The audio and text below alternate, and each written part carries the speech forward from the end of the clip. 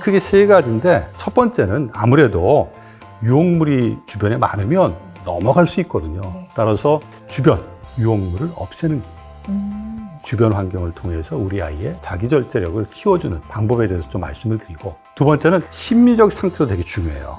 긍정적인 마음가짐, 안정감이 있을 때 남들이 나를 유혹해도 그걸 이겨낼 수 있는 힘을 가질 수 있거든요. 우리 아이들의 긍정적인 마음 어떻게 갖게 할 것이냐, 그거에 대해서 좀 말씀을 드리고, 세 번째는 아무래도 유혹에 이렇게 넘어가서 그냥 순간적인 충동, 행동을 할 가능성이 있을 때 어떻게 그걸 이겨낼 수 있냐. 한 가지 방법은 다른 대안적 행동을 좀 선택해서 그 일을 통해서 유혹을 좀 멀어지는 그런 방법이 있을 수 있거든요. 그래서 다른 행동을 통해서 유혹을 극복하는 방법, 이것을 좀 말씀드리겠습니다.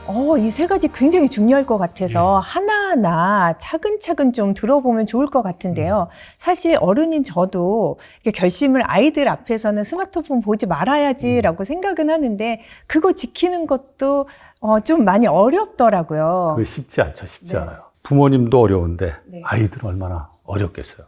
그런 측면에서 봤을 때 이 유혹이라고 하는 것은 아이들의 문제가 아니라 어른들의 문제일 수도 있고, 또 어른들이 이걸 잘 이겨내는 모습을 보여줘야지 아이들도 이 유혹으로부터 좀 벗어나서 자기 일에 집중할 수 있는 힘을 키울 수 있다, 이렇게 생각이 들거든요. 스마트 기기를 좀 주변에 보이지 않는 곳에 놓는 게 필요하다. 특히 이제 책을 보거나 공부하는 장소는 스마트 기기 프리존으로 만들어야 한다. 우리가 일명 영어로는 out of sight, out of mind. 한자어로는 뭐라고 하는지 아세요? 견물생심. 물건을 보고 욕심이 생긴다.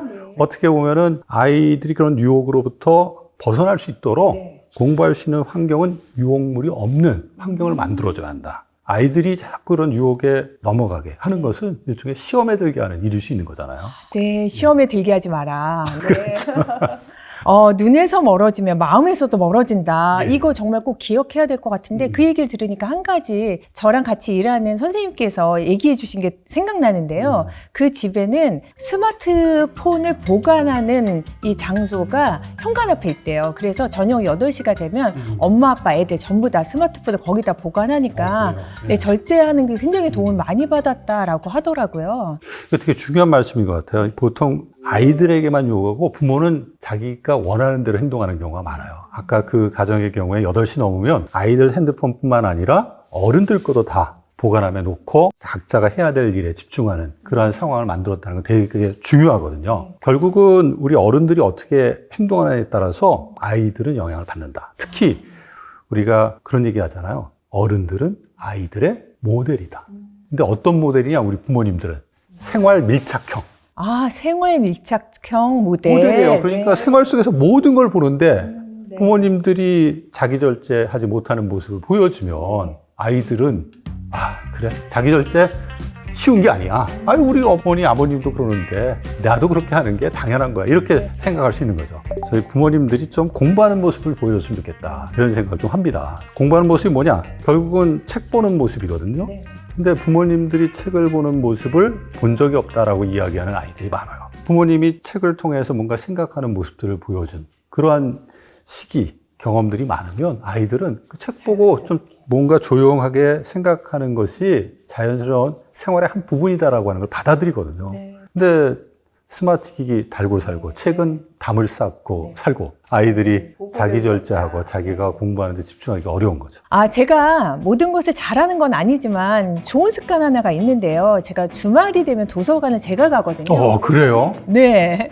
아이들이 도서관 가자 그러면 잘 쫓아오더라고요. 이렇게 자연스럽게 도서관 가는 습관을 만드는 거, 이런 모범을 보여야 된다. 이런 말씀을 주시는 거죠. 네. 도서관 가서 그냥 가만히 계세요? 책을 보죠, 당연히. 네, 책을 보고 저는 아이들한테 도서관 가면 좀 즐거운 기억을 만들어주는 게 되게 중요하다고 생각해서 가는 동안에도요, 아이가 뭐 달리기 시합하자 그러면 같이 달리기 시합을 하기도 하고, 도서관 가서 아이들이 매점에 가서 뭐 먹고 싶다 그러면 평상시와 다르게 그래 가서 먹어라 얘기도 하고, 몇 시에 갈 건지, 가서 얼마나 있을 건지, 이런 것들은 너가 선택해서 할 수 있어, 이렇게 이런 방법들을 좀 사용하고 있긴 합니다. 듣고 싶은 게 칭찬이에요. 근데 시간이 가면 갈수록 칭찬보다는 비판을 많이 해요. 너 왜 이것도 이거 잘하는구나. 칭찬이 점점 줄어들고 있는 게 사실 부모님들이 보시기에는 어떨지 몰라도 현실입니다. 그리고 아이들이 뭔가 즐겁게 생활하는 경험도 되게 중요하거든요. 네. 도서관 갈 때 아이들이 좀 싫어할 수도 있어요. 달리기 하면서. 네. 자, 누가 저기까지 빨리 갈까? 한번 같이 뛰어볼까? 이게 즐겁게 그 시간들을 같이 보내는 그러한 기회들을 부모님이 만들어주는 거거든요. 네. 공부 외에 다른 활동들을 긍정적으로 같이 공유할 수 있는 그런 시간들이 많으면 아이들이 그런 유혹을 넘기고 공부라고 하는 것에 좀 더 친근하게 다가갈 수 있는 그런 힘을 가질 수 있게 되는 거죠. 긍정적 정서가 중요하다고 얘기해 주셨는데 사실 긍정적 정서를 쌓아놓으면 공부에 집중을 하는 것을 방해하는 유혹들이 있잖아요. 그렇죠. 그런 유혹을 이겨내는 힘이 생긴다. 그 말씀이 정말 중요하다라는 생각이 들었어요. 근데 사실 공부하는 시간 이런 게 더 중요하지 긍정적인 이런 생각들을 쌓아가는 거에 대해서는 부모님들이 그 중요성을 많이 잊고 사는 것 같다는 생각을 하게 되었습니다. 우리가 화가 난다. 네. 그러면 충동적으로 행동할까요? 좀 생각하면서 행동할까요? 충동적으로 확 튀어나오죠. 네.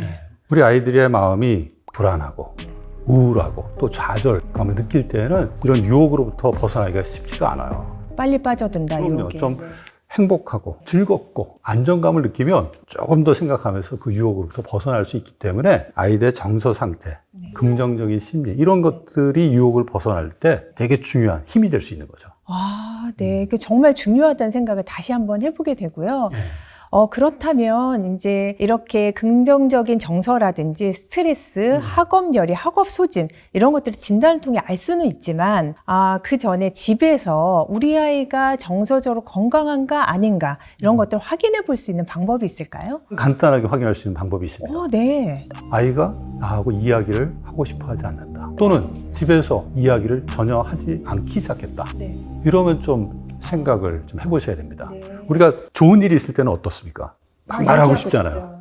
그런데 안 좋은 일이 생겨. 그러면 그 얘기를 꺼내기가 쉽지가 않아요. 그게 인간의 심리거든요. 그만큼 이제 말을 안 한다는 거는 이 마음의 상태가 긍정적이기보다 부정적일 수 있다라고 하는 거고요. 두 번째는 이제 공부라고 하는 게 스트레스를 받는 일인데 스트레스가 쌓이면 어떻습니까? 더 하기 싫을 것 같은데요. 그렇죠. 피곤함을 호소하기도 하고 자기 폐쇄라고 하는데 혼자 있고 싶어요.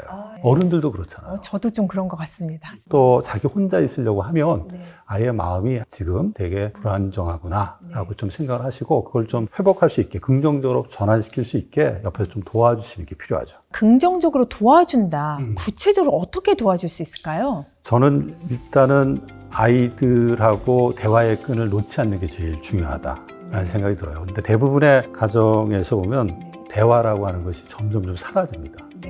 그리고 또 한 가지 제가 마지막 다른 활동으로 유혹을 좀 벗어나기 말씀을 드렸는데 마시멜로 실험을 보면 이제 15분을 이겨내는 과정에서 아이들에게 장난감을 주고 장난감하고 놀도록 하면 거의 다가 15분을 다 버텨내요. 네. 그 이게 뭐냐면 결국은 자기가 유혹이 있을 때 유혹부터 잠시 벗어날 수 있는 그런 활동을 습관을 키워주면 자기 절제를 키울 수 있다.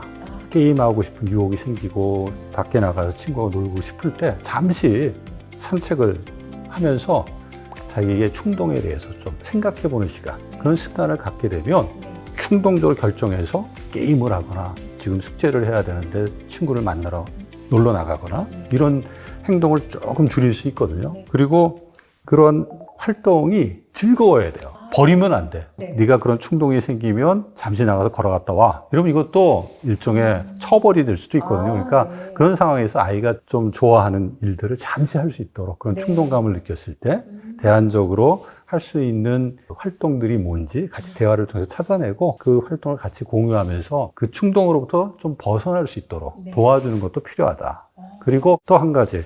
이것이 또 주는 시사점은 뭐냐면 공부 자체가 즐거우면 어떻겠습니까? 하고 싶겠죠. 그렇죠. 유혹으로부터 벗어날 수 있잖아요. 그러니까 공부 과정이 즐거워야 되고 질문을 통해서 자꾸 알아가는 습관을 키우게 되면 공부하는 과정 자체에서 의미를 발견하게 되고 훨씬 더 즐거울 수 있다. 그러면 그런 유혹으로부터 벗어날 수 있는 자기 절제, 힘, 마음, 습관을 키울 수가 있는 거죠.